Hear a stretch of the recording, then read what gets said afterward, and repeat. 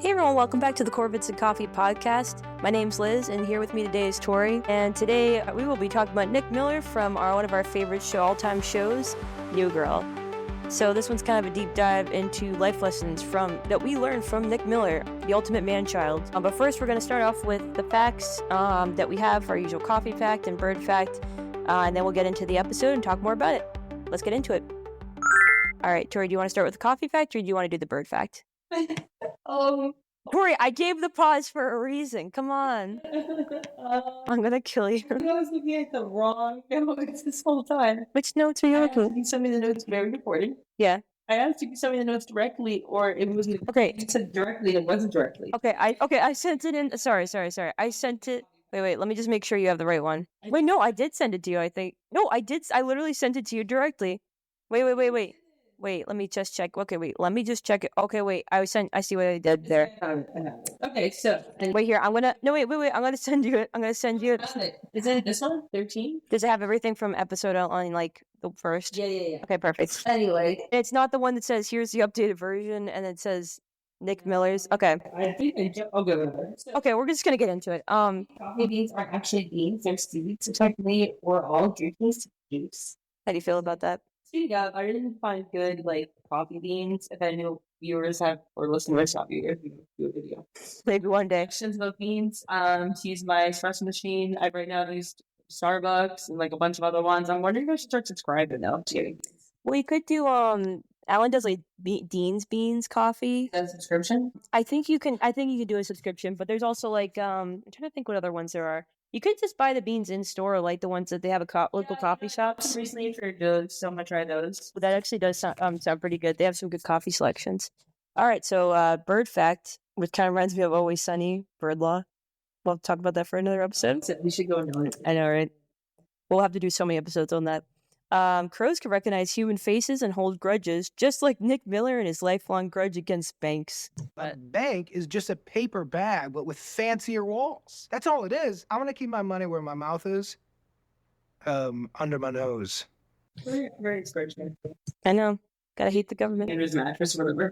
I feel like that's a lot of people that don't believe in the government. They're like, I keep my cash in a mattress.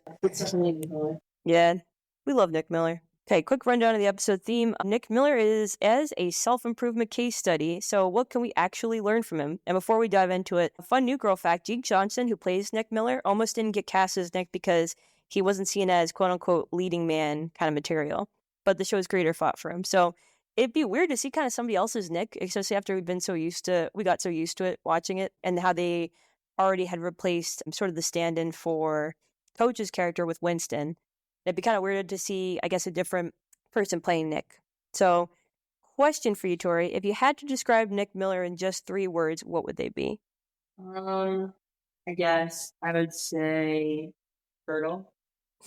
What else? Fertile. I kind of want to say man-child because the man-child earlier. Yeah. But also underdog. Yeah. I would say grumpy.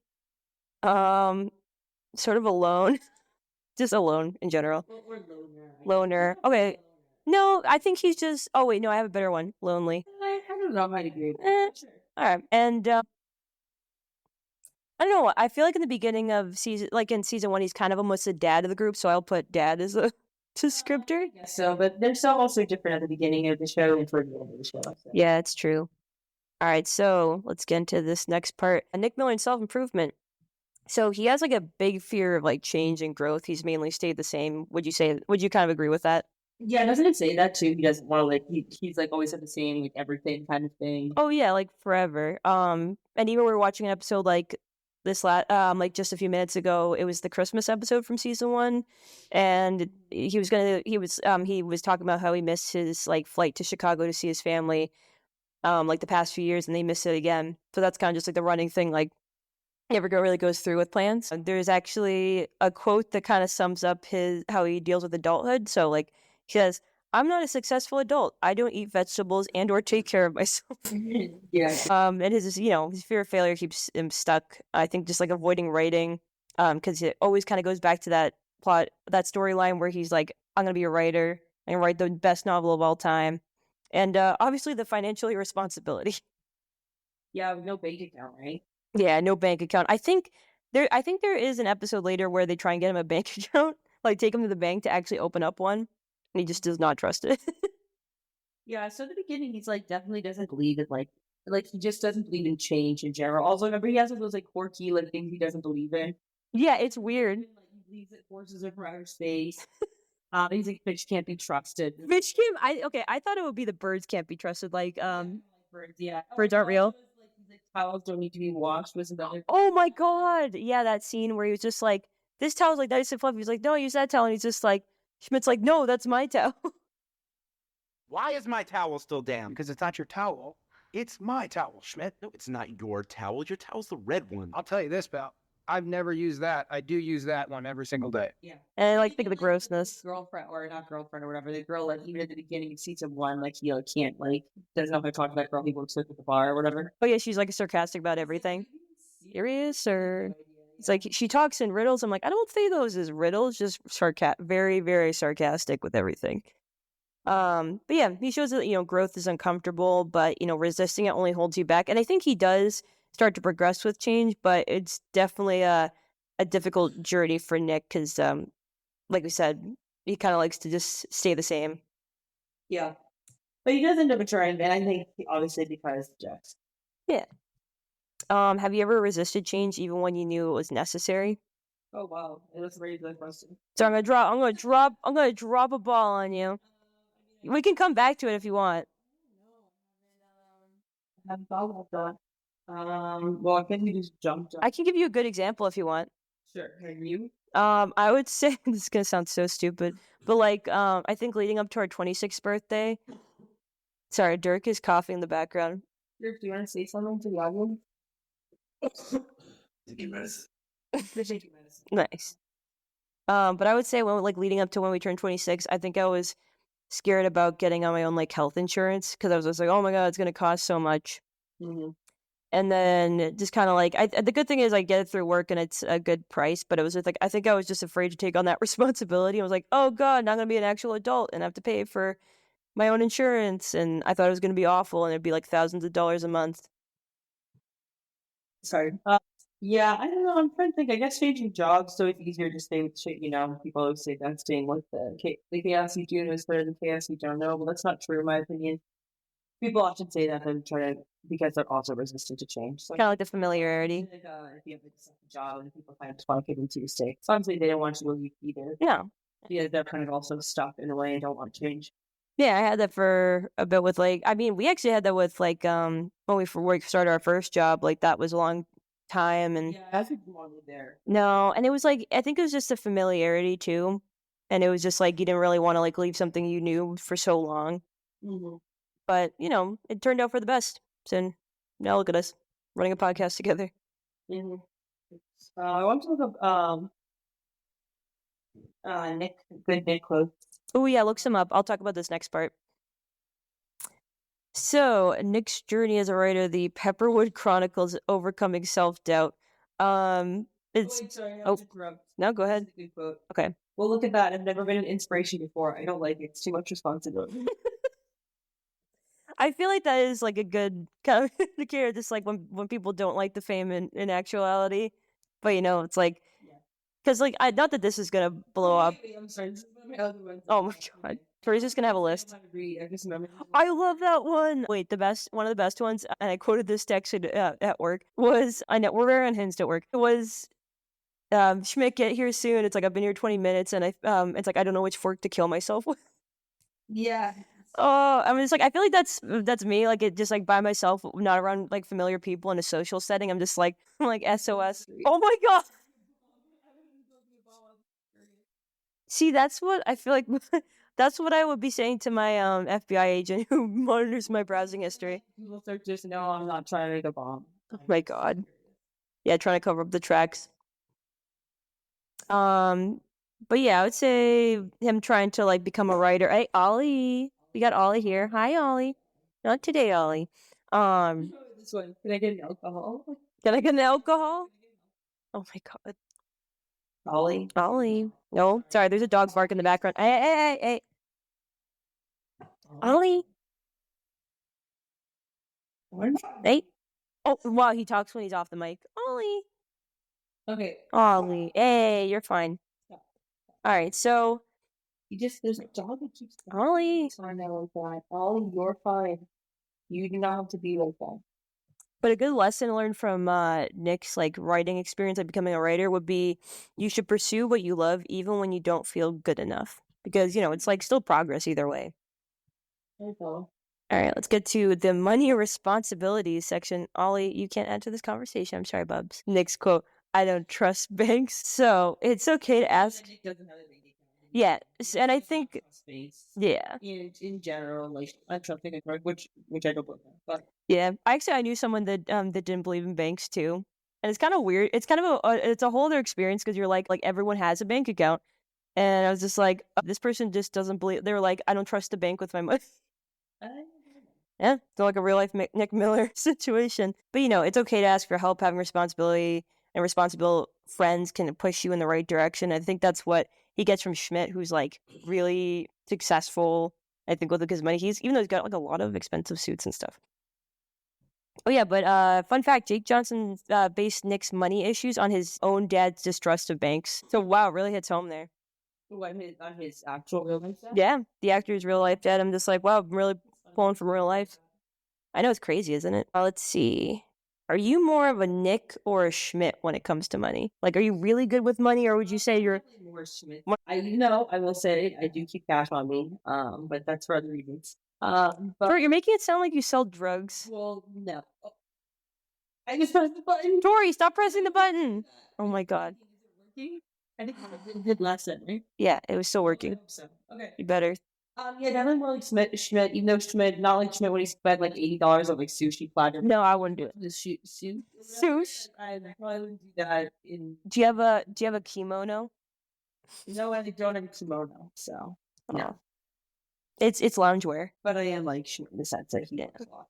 I would say I was definitely like Nick starting out with money, where I was like, not that I didn't have a bank account. I do have a bank account. I don't trust banks. I don't trust the government, which in turn are banks. No, I would say I was definitely a little more irresponsible with my money starting out, but I would say I'm more now leaning onto the Schmidt side with some Nick tendencies, I'd say, but getting there. Progress.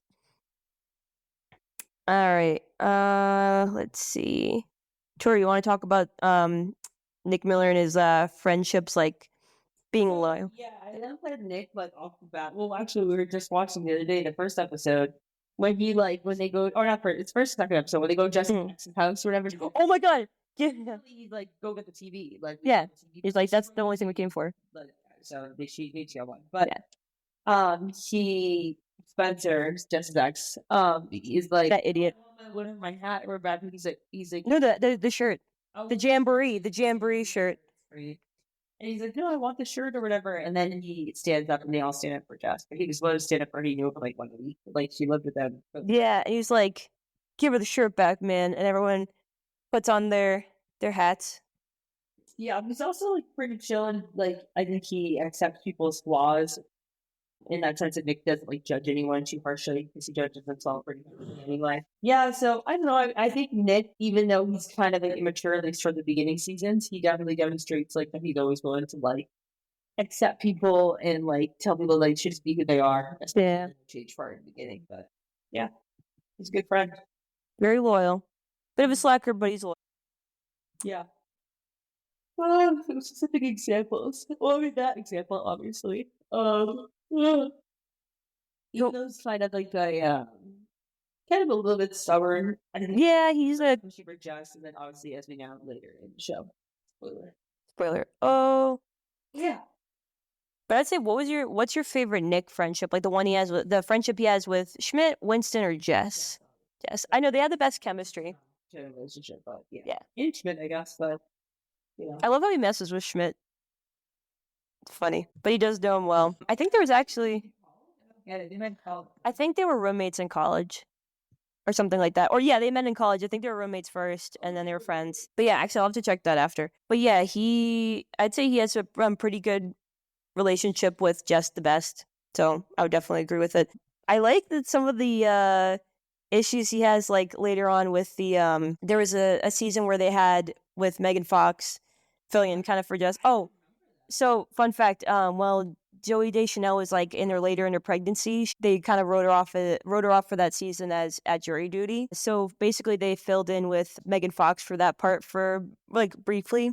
And during that time, there was actually a clip I found where it was Nick going out in his running gear, and all of his friends, like, you think, oh yeah, running, that's great for your mental health.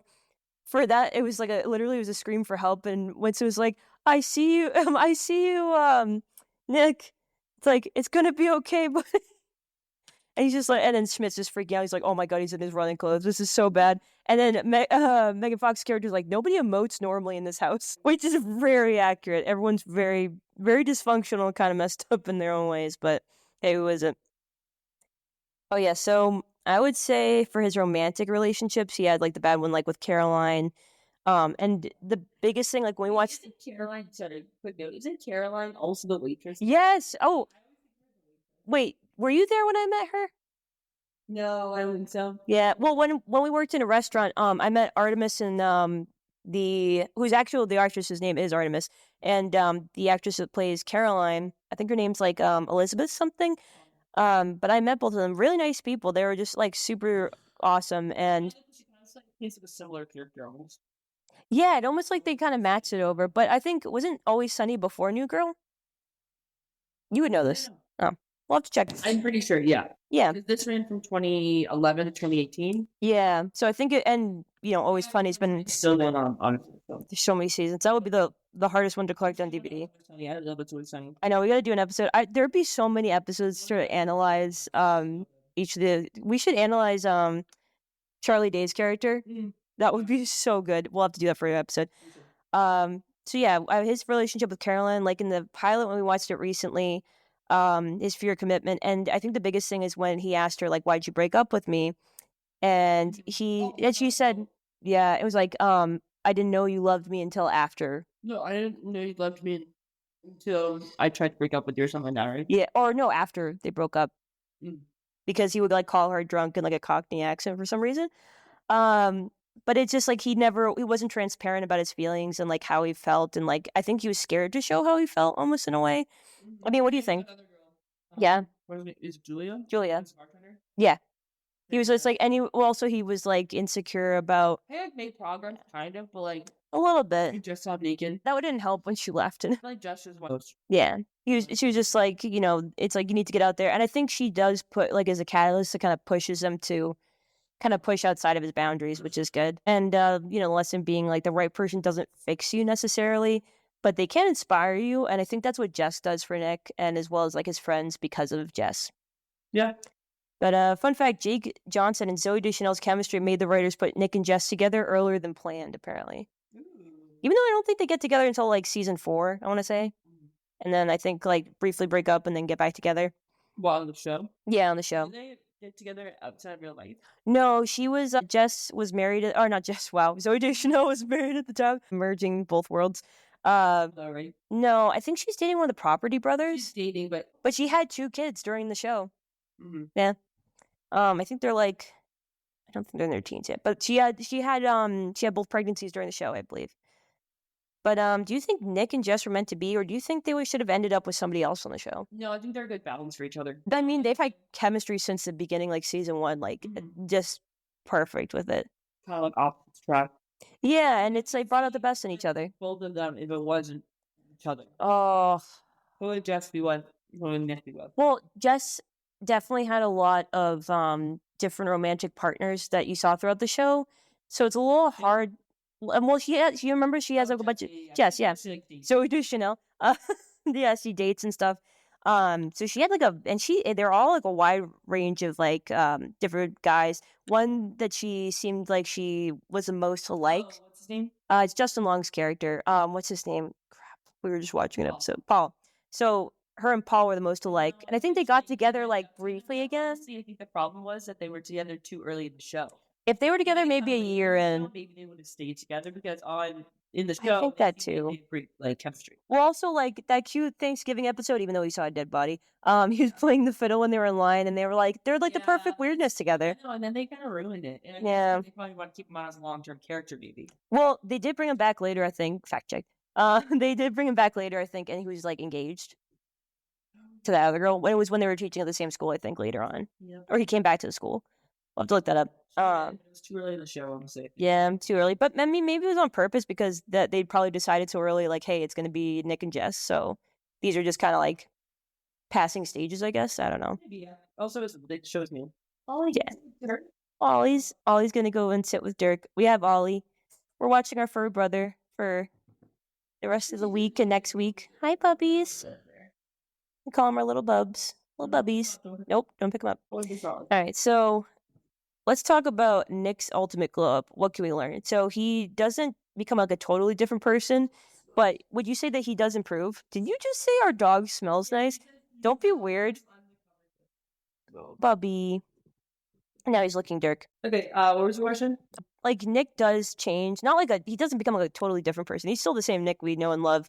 But, you know, I think he learns more to accept his flaws while still growing. And I think he still keeps some. Mature, because like he was not. Yeah. Well, no, he would just like straight up avoid conflict. Like, I think he ran away from Jess, jumped in and out of the elevator, would literally go for a quote unquote run. It was not good scenario. But what would you say is one of the ways like Nick probably grew the most over the series? I mean, honestly, I think it's a Jess relationship. Yeah. Like him being able to see that, accept that, and also they're very good friends. So. Yeah. And there was even that thing in the beginning with like Cece saying, "Oh, Nick likes you," like, you know, pointing your feet towards you means he likes you, and her overthinking that, and then it kind of was his turn to overthink it, and then both of them to finally accept it because they were fighting it for so long, being like, "No," because Jess was like, "We're a family." It's all these roommates. We're family, which I think it was just like, you know, like she wanted to be able to stay in the apartment and not, I think, anything to really change. But then it eventually did, like once he accepted it. All right, so let's talk about some of Nick's best quotes. It literally mentions the one you mentioned earlier. I'm not convinced I know how to read. That's when he was admitting stuff to Jess and Jess was admitting stuff to him. Like they were just going on a list of stuff. And I think he even said something about like the moon landing not being real. Yeah, probably. Yeah. But yeah, if you could give Nick Miller one piece of life advice, what would it be? I mean, I guess once I go back to law school. I know, that was crazy that he would have been a good lawyer, I think. Minus all the reading you have to do to become a lawyer. I guess. No, I don't know. I think thinking matures is a big way of the show. Yeah. And I wouldn't. Yeah, I don't know if I have it in me. We'll have to do sooner. I don't know. I know, right? Well, no, I think. Well, no, he still had some growing to do, so it took a little while. I would say for him to accept himself just a little bit more, like maybe do some therapy. Maybe therapy. Or what's his I'm trying to remember. Oh, it was Tran. Remember Tran, the Asian man he met at the pool that doesn't talk, and he learns a lot of wisdom from him.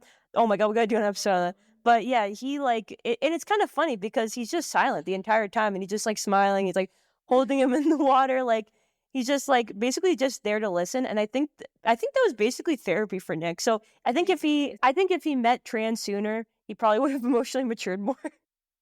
I don't think he meets until season 3. He would have had a sooner emotional awakening. I would say, yeah, that kind of therapy, the Nick therapy, that way. I would say he should have had that sooner. But yeah, so we'll be talking more in the next episode. But I hope you all enjoyed this and learned a little bit about Nick Miller from New Girl. And we'll have to talk about some more stuff, maybe some stuff about Schmidt. Oh yeah, or Always Sunny. Oh, we should definitely do an episode on Always Sunny. Danny DeVito on that show, just amazing. All right, well, everybody stay up to date. Follow us on Instagram and on the podcast wherever you listen to, whether that be Apple Podcasts or Spotify Podcast. And we hope to hear some of the stuff in the comments about what you'd like to see in the show next or hear about us talk about. So stay tuned for more. See you on the next one. See you in the next one. Bye.